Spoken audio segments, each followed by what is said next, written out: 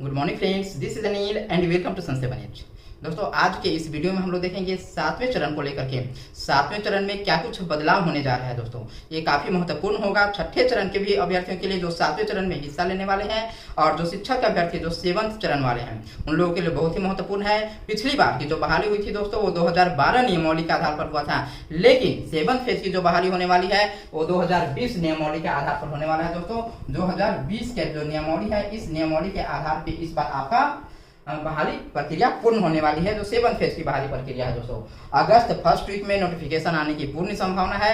हालांकि कुछ अखबार के माध्यम से खबरें आ रही हैं कि अभी रिक्तियां जो है वो नहीं भेजी गई है, तो इसको लेकर के कुछ विलंब हो सकता है, लेकिन भी मान करके चलिए कि आपका ज्यादा से ज्यादा 1 सप्ताह 10 दिन का डिले हो सकता है। अगस्त में आपका नोटिफिकेशन आएगा दोस्तों, एक कंफर्म है, जैसा कि अभी तक सचिवालय की तरफ से जो खबरें दी जा रही है दोस्तों। तो 2020 नियमावली के आधार पे आपका 7th फेज, ये जो 7th फेज है दोस्तों, ये आपका 2020 नियमावली के आधार पर ही होगा। 7वां चरण की बहाली जो होगी वो 2020 नियमावली के आधार पर क्या क्या कुछ परिवर्तन होने वाले हैं पहले वाले में और अब वाले में दोस्तों। तो पहले जो प्रक्रिया थी वो आपका ऑफलाइन प्रक्रिया थी। आप लोग को मालूम है कि 2012 में जो हुआ था बहाली वो ऑफलाइन हुआ था, लेकिन इस बार की जो बहाली होगी दोस्तों वो क्या होगी, आपका ऑनलाइन बहाली होगा। इस बार जो भी बहाली प्रक्रिया होगी वो आपका ऑनलाइन बहाली प्रक्रिया होगा। दूसरी जो चीजें हैं दोस्तों वो आपका डोमिसाइल यहाँ पे लागू होगा। इस बार की बहाली प्रक्रिया में आपका डोमिसाइल लागू होगा। इससे पहले आपका डोमिसाइल लागू नहीं हुआ था। 2012 के नियम के आधार पर जो आपका 6th फेज की बहाली हुई थी उसमें आपका डोमिसाइल नीति लागू नहीं हुआ था, प्रक्रिया आपकी ऑफलाइन हुई थी, लेकिन इस बार ऑनलाइन होगा, डोमिसाइल होगा। सेंट्रलाइज्ड होने के भी बहुत हद तक चांसेस हैं कि इस बार की जो बहाली प्रक्रिया होगी वो सेंट्रलाइज्ड बहाली प्रक्रिया भी होगा दोस्तों। और भी कई चीजें हैं जो परिवर्तन हो रहे हैं। इस बार जो मेरिट आपका बनेगा, मेरिट बनाने का तरीका अलग हो जाएगा दोस्तों।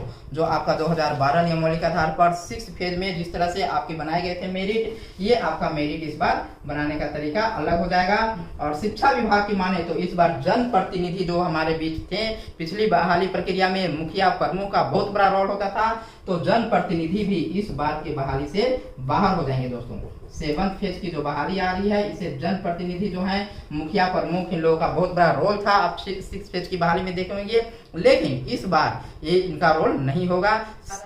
शिक्षा विभाग ऐसा प्लानिंग करने जा रहा है कि जन प्रतिनिधि शिक्षक बहाली से दूर हो, शिक्षक बहाली में उनका योगदान न हो, और इस वजह से जो शिक्षक बहाली होती है दोस्तों इसमें करप्शन होता है। इस करप्शन को दूर करने के लिए जन प्रतिनिधि को भी शिक्षक बहाली से बाहर किया जा सकता है दोस्तों। 7वें चरण की बहाली में एक आयोग बनाया जाएगा, और वो आयोग जो होगा वही सारा कार्य को देखेगी। हम लोग एक एक करके देखेंगे दोस्तों इन सारी चीजों के बारे में। इससे पहले यदि आप हमारे चैनल पर नए हैं, चैनल को जरूर सब्सक्राइब कीजिएगा और अपने दोस्तों को भी शेयर कर दीजिएगा।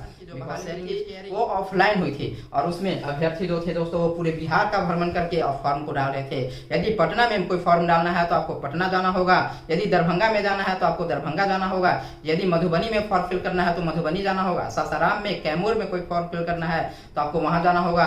एक दूसरी सुविधा ये भी थी कि आप स्पीड पोस्ट के माध्यम से भी अपने फॉर्म को फिल कर सकते हैं। यदि आपको 50 नियोजन इकाई में अपने फॉर्म को फिल करना होगा तो आपको 50 अलग अलग फॉर्म भरने होंगे, अलग अलग स्पीड पोस्ट करना होगा, और आपको घंटों पोस्ट ऑफिस में लाइन में लगना होगा दोस्तों। इस तरह की प्रक्रिया थी जो कि काफी जटिल और काफी पेचीदा था। लोग रात में फॉर्म भरते थे और सुबह सुबह अपनी बाइक लेकर के लोग निकल जाते थे, या बस से निकल जाते थे, ट्रेन से निकल जाते थे अपने फॉर्म को फिल करने के लिए, और वहां भी लंबी लंबी कतारें लगी होती थी दोस्तों। तो ये काफी जटिल, काफी पेचीदा मामला था। पूरे महीने भर, जितना दिन तक फॉर्म फिल करने का समय दिया गया था, पूरे महीने भर अभ्यर्थी लगातार इसी काम में लगे रहते थे। रात में फॉर्म फिल होता था, सुबह फॉर्म लेकर के लोग लाइन में, सुबह ऑफिस खुलने से पहले, ऑफिस 10 बजे से खुलती थी, लाइन 6 बजे लग जाता था। तो 7वें चरण के अभ्यर्थियों से मुक्ति मिलने वाली है दोस्तों। ऑनलाइन प्रक्रिया, एक आपको फॉर्म फिल करना होगा और उसी आपका फॉर्म होगा। ऑनलाइन में आपको सिर्फ एक फॉर्म फिल करना होगा। आप अपने घर में बैठ करके अपने लैपटॉप से, अपने कंप्यूटर से, साइबर कैफे से, कहीं से भी आप एक फॉर्म फिल कर सकते हैं। दूसरी चीज है डोमिसाइल नीति लागू हो जाएगी। डोमिसाइल नीति लागू हो जाएगी तो आपको बहुत ही फायदा हो जाएगा। जैसा कि 6th फेज में जनरल कैटेगरी के जो सीटें हैं, लगभग 90%, 80 to 90% जो सीटें हैं वो अदर स्टेट्स के कैंडिडेट से भरे हुए हैं दोस्तों। अब कहीं भी आप नजर उठा करके देख लीजिए, किसी भी डिस्ट्रिक्ट में आप देख लीजिए, अदर स्टेट्स के जो कैंडिडेट्स हैं वो 80 to 90% जनरल कैटेगरी के सीट पे भरे हुए हैं। और खासकर उन डिस्ट्रिक्ट में तो ये 80 से 90% से भी रेशियो आपका अधिक हो जाएगा। खासकर उन डिस्ट्रिक्ट में जो कि आपका बॉर्डर डिस्ट्रिक्ट है दोस्तों, जो कि यूपी से झारखंड से सटा हुआ है, वहां पे देखिएगा तो 90% से भी अधिक प्रतिशत हो जा रहा है, जो कि अदर स्टेट्स के कैंडिडेट्स आकर के और सीट को ले गए हैं दोस्तों। तो ये फायदा हो जाएगा बिहार के शिक्षक अभ्यर्थियों के साथ कि जितने यहाँ के कैंडिडेट्स हैं उन लोगों का इस बार बहाली होगी, वो लोग शिक्षक बनेंगे। डोमिसाइल नीति लागू होने से अदर राज्य के जो कैंडिडेट्स हैं उन लोगों को मौका नहीं दिया जाएगा।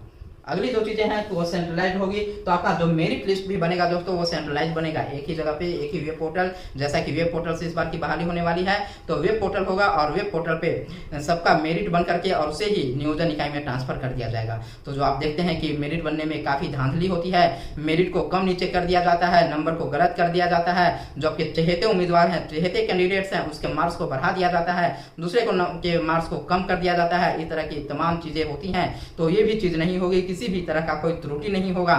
सेंट्रलाइज्ड आपका वेब पोर्टल से मेरिट बनेगा और उसी मेरिट को पूरे नियोजन इकाई जहां जहां आप फॉर्म अप्लाई किए हैं वहां उसको ट्रांसफर कर दिया जाएगा, उनको फॉरवर्ड कर दिया जाएगा। नियुक्ति पत्र आपको नियोजन इकाई से ही दिया जाएगा, लेकिन मेरिट भी आपका वेब पोर्टल से ही बन जाएगा। आपको वहां पे आपको नियोजन इकाई मेरिट लिस्ट बना करके नहीं देगी, नियोजन इकाई आपको पटना से ही वेब पोर्टल के माध्यम से बन करके चला जाएगा। तो इससे भी काफी सुविधा होगा।